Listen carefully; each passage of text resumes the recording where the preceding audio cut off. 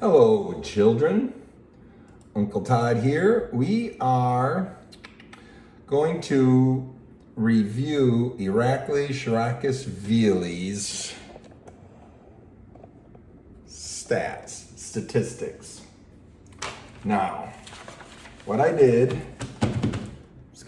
while I put on my eyeballs. All right, I went through Irakli's matches in the East vs. West organization. Okay, you can just zoom in there. I looked at each match and broke down how the matches go. Now, instead of just zooming in on the spreadsheet, which would be very hard for you to see, we are going to do it a little differently. So, in the East vs. West, we are talking about Irakli,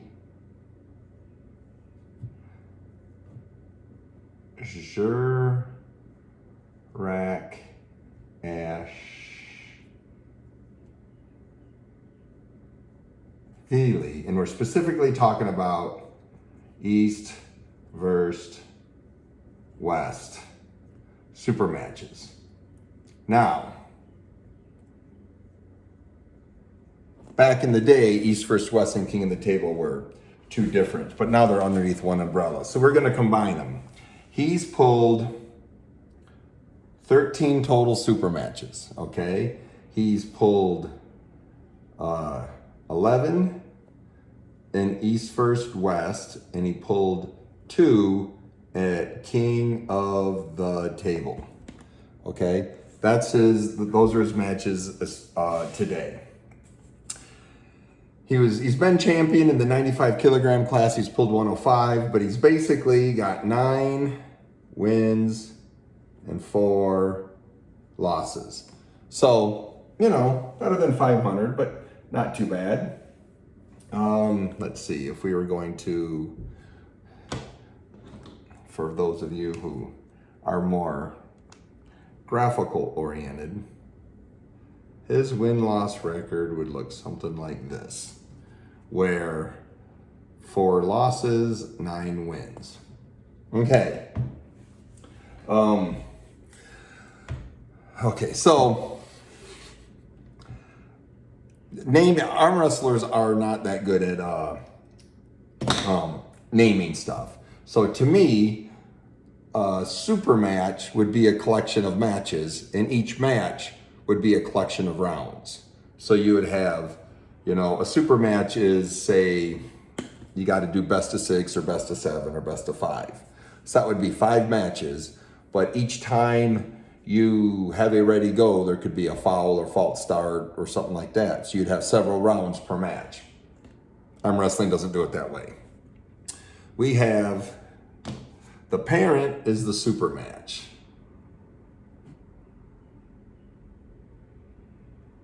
All right. The child of a super match are rounds. Then the child of the rounds is unnamed.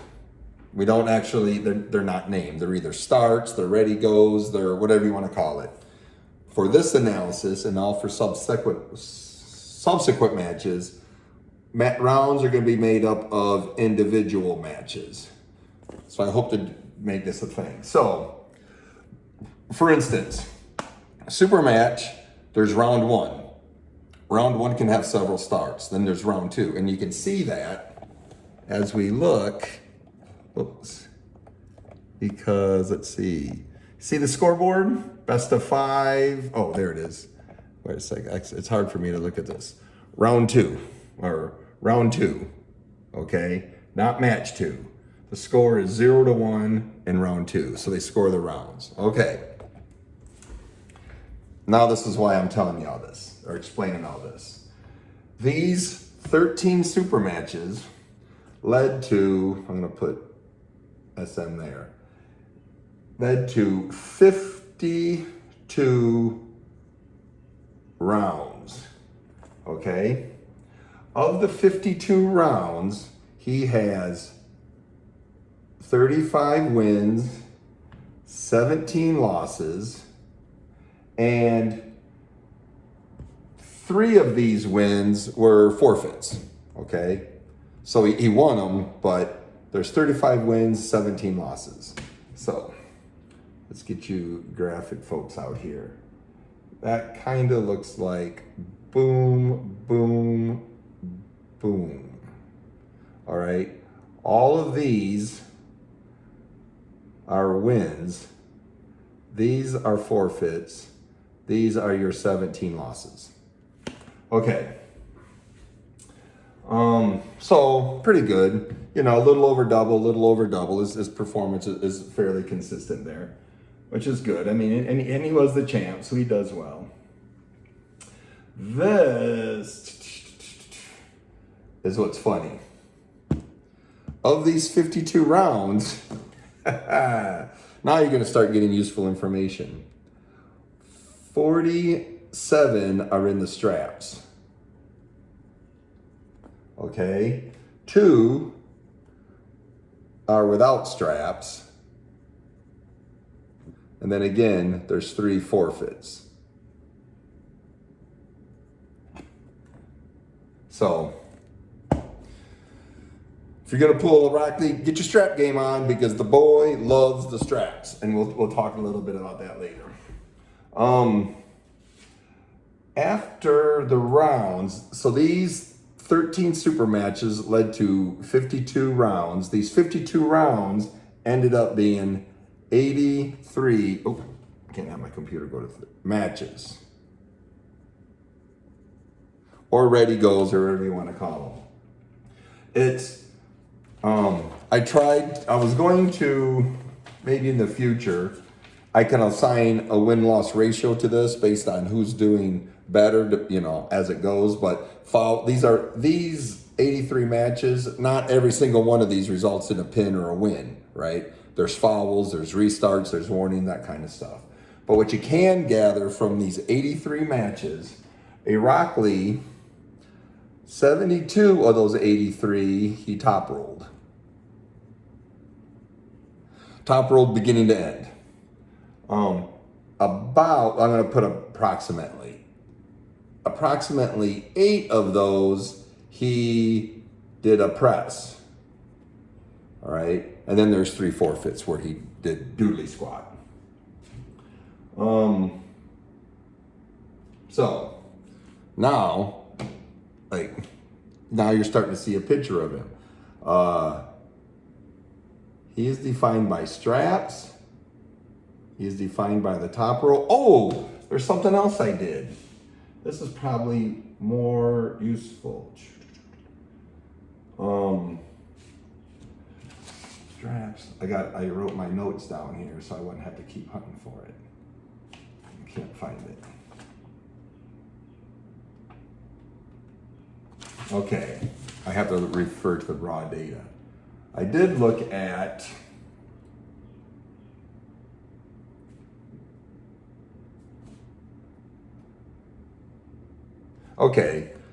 of these 83 matches, all right,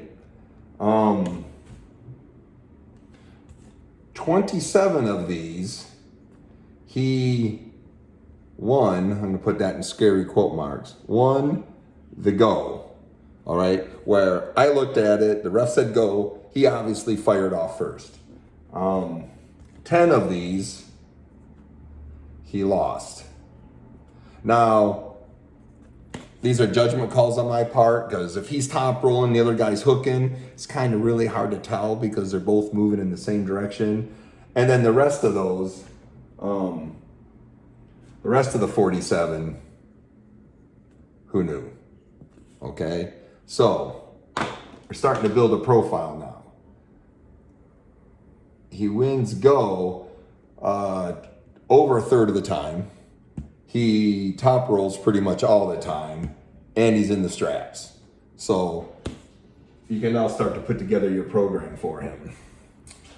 Let's see, I think that's enough of the boring data stuff on top, right? Okay, so let's get to the interesting stuff.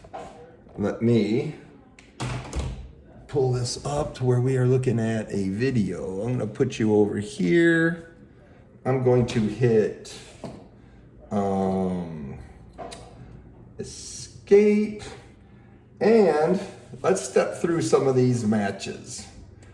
Okay, just so we can kind of put some graphics behind what we looked at. The first one, let's look at his match with Marcio. Okay, here we go. This is very interesting on this match. He's not in the straps yet. Oh, first, this is, let's give credit. This is Tornicky, PK, Hella. Anyways, go see this guy's channel, hit subscribe. Give him some love. But watch this. I'm going to start it, then pause it, and then we're gonna go. Oh, let's hit full screen. And there's some talking. Billy Collins is trying to get him settled in. And okay, did you see his top roll? Do you know why he gets in the strap so often? Watch this top roll. This top roll actually moves towards Bill Collins. He's going, Marcio's a cupping, hooking type guy. Irakli is swinging, top rolling way outside his own shoulder. Look at that. It's now Marcio's fouling like crazy, but you know, we don't mind fouling. But he's top rolling in order to escape to get into that straps. So interesting. Let's go to his match with Krazy. This is Enganturzi Enigma of Rage channel. Subscribe to this. This is Krazy. This is 100 kilograms. And let's go up to full screen mode. I'm not gonna go over every round and every match of these things. I'm just giving you a flavor for how he top rolls. Again, no straps. I'm gonna set it up. This is Irakli over here on the right, but the camera will switch here pretty soon. There we go. Okay, no straps. Now, the Krazy's obviously, he's known for hooking. Boom, did you see that? I'm just telling you. Krazy didn't want to be in the straps, but knowing Irakli top rolls way outside his own shoulder, Krazy should have been, I mean, I'm not trying to give Krazy arm wrestling advice here, but had Krazy spend less time dropping his wakeboard, less time trying to supinate into that hand and set that hook and actually chase him as he's running outside, he might have been able to lock onto his thumb and prevent that strap match. Or maybe again, maybe not. Let's get to some more videos. I want to put you on this screen. I plan to do this video. It's Monday. I just finished up my Monday evening workout. I don't know, it's like 6 o'clock here. I was supposed to do this video this weekend with my sweetie, but one thing led to another, and another usually turned out to be a nap or dinner, or eating of some sort. So we didn't really, we never got around to this video. I planned to do it Friday, Saturday, and then again Sunday, and we never got to it. Again, Enganturzi's Enigma of Rage channel. This is John versus Irakli. Remember I told you he top rolled 72 times and he pressed 8? Well, let's get this is one of those press moments. Let's get full screen, and you can, let's see if the camera moves. But when he's top rolling, he sets up like a classic top roller. His shoulders are back. He sets up like Devin does. Tries to get that massive back pressure going there. But when he presses, he sets up a little more forward of the table. This was an interesting match, the super match between him and John. It went back and forth. Irakli ended up winning it.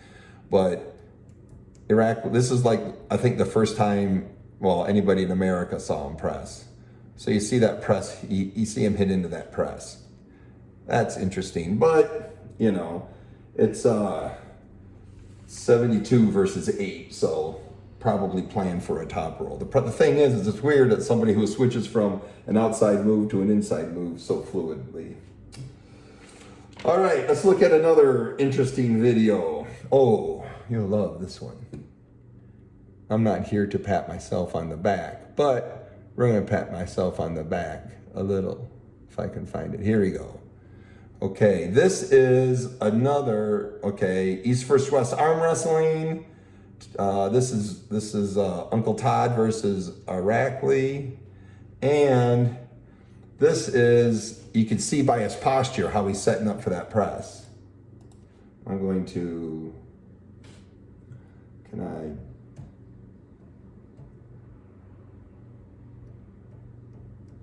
There we go, okay.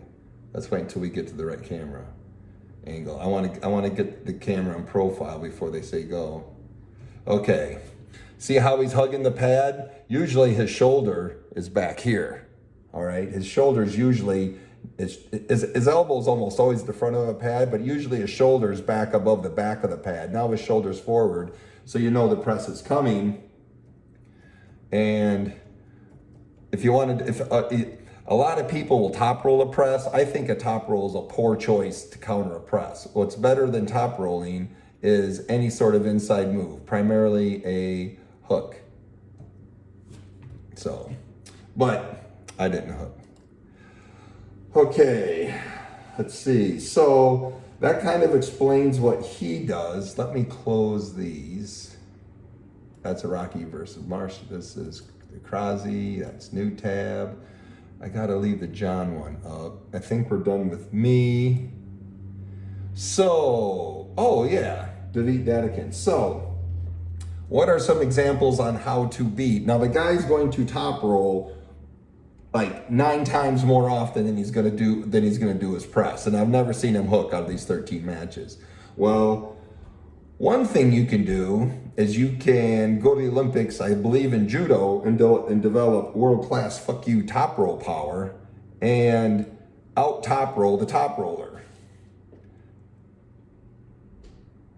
And we wait for a go. Of course, it's in the straps because they're almost all in the straps. Look at that. That was, like I said, you know he's top rolling because, like I said, his elbow's usually near the front. His competing shoulder's usually off the back, on the back edge of the elbow pad. See how far back his shoulder is? But it don't matter. That's a bad, bad man. I pulled him, he beat me. I loved every minute of pulling him, man. I would love to pull him again. That guy I really did like pulling David. Let's close that window. Irakli versus Angarbayev. Again, Engaturzi, Enigma of Rage. Let's get this up. Okay. Boom. Let's get this going to where we start. This is another way to beat a top roller. See how he's setting up? So you know he's top rolling. I know he's top rolling because I watched this. But just for you guys at home. Boom. All you got to do is Irakli won the go, but Angarbayev is still top rolling and then comes back, okay? Out top rolled the top roller, lost go, and still out top rolled the top roller. Bad dude. Kirtagali, I hope he got hurt, came back. He's not performing like he used to. I hope he comes back and gets all that mojo back because he's another absolutely just stellar arm wrestler and the world needs him back in it. Okay, let's go back to the GOAT. Hallelujah, GOAT.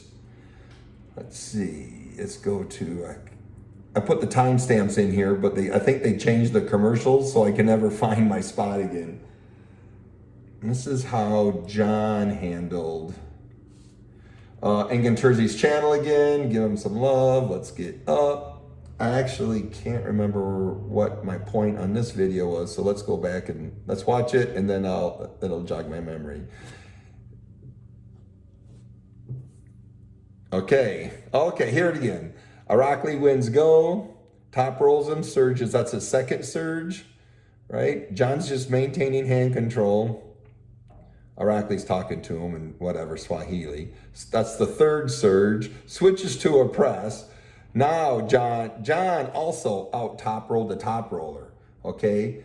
David did it with world-class, just crazy power. Angarbayev did it with patience. John did it with even more patience and more pronation.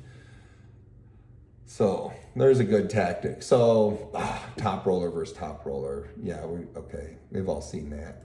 Let's close that. And let's give the inside puller some love here. I selected this match. Again, Ingen Terzi Enigma Rage. This is Irakli versus Rustam. This was it was a championship. I think it was a championship defense on Irakli's part. What I like about this one, if it starts in the right place, I'm going to roll this back a little bit because I want you to watch this. Then you can make your judgment. Okay, so here we go. They're in the straps. He inside puller 90+% of the time. Outside puller 90% of the time. A top roller should beat a hook puller almost all the time. At least 3-1, 3-2. So they go. This is kind of classic. So they go. Hristo is nagging him to death, and they go. Rustam, bam, hits him inside. Boom. Actually counteracted Irakli's back pressure and his up pressure and sunk that hook in, but he elbow fouled. Okay? I just wanted you to see that prelude. So, now everybody knows Rustam's a devastating inside puller, and he knows what to expect it. But he knew it before the match started. But now you know, he knows exactly what he's going to do. There is no way he's going to fall for that 2 times in a row, right? Fool me once, shame on you. Fool me twice, shame on me. Fool me 3 times, I won't get fooled again. Meet the new boss, same as the old boss. Watch this. And wait for it go. And Rustam does the exact same thing. This time it's successful for him. Love that. Okay, enough of the audio visual part. So that's pretty much it. You got a pretty good idea of his stats. You know what he does, you know what works against him, you know what he does works. Let's diverge a little. This is not specifically related to Krylarki Shrakis Baby. This is just general interesting stuff. Well, I think it's interesting. It's trivia, okay? Of his 13 super matches, okay, he pulled 13. 10 of these were blowouts, meaning 10 of the 13 was a score of something 2-0. So it's not very common to get a 3-1, 3-2 super match. Most of your super matches are going to end something 0. Some guy just devastating it. Every match we covered here, we're all world level arm wrestlers, very similar weight, same organization, same world class refs. Okay, so the athletes are a lot closer than what a 4-0 match would let you to believe. Okay, so when it comes to predicting matches and people say, oh, I think it's going to be 3-2 or I think it's going to be 4-1. Basically, you can predict what, winners or losers, because there just aren't, only 3 of these matches had a score that where one side wasn't 0. Okay. Like I said, of the 52 rounds, only 2 of them were without straps, so we can't do a lot there. But of the 47 matches that were in the straps, okay, so we got 47 strap matches. Okay. Of the matches where Irakli is on the near side, so if you're the ref, of the matches where Irakli's on, where his hand is closer to yours, where Irakli is going to get the buckle, I don't want to call it buckle side because you're still near the ref even without the straps. in his case, only 2 of them weren't without straps, so we can't do it. But when we do like an analysis of John will pull a lot more matches outside the straps. Of the 47 strap matches, when he's on the near side, okay, buckle side, he has 15 wins and 9 losses. So, right? 15, 9. When he's on the far side, the better side of the table, all right, non-buckle side, he has 16 wins and 7 losses.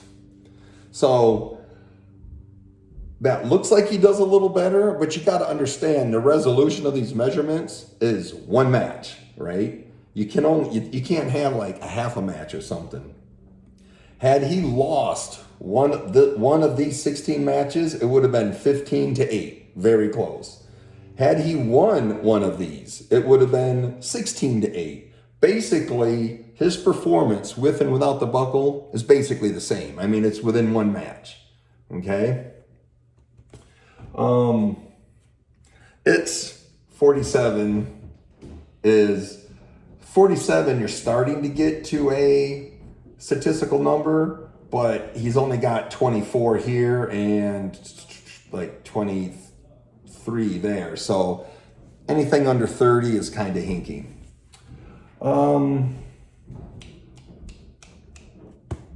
Yeah, I think that's all I got. In the comments, if there's an analysis or a measurement that you would like to see that I didn't cover, let me know.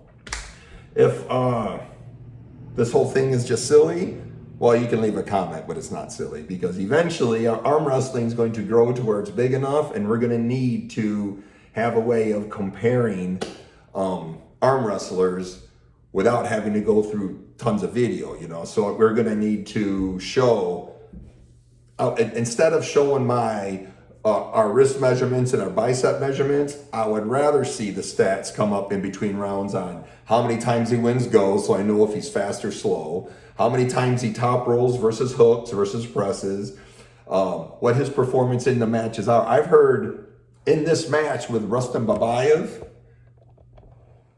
one of the commentators who I respect made a comment that he goes, well, he's on the buckle side. It's all determining that. As you know, the buckle does not affect his overall matches. He wins the same amount whether he's got the buckle or not.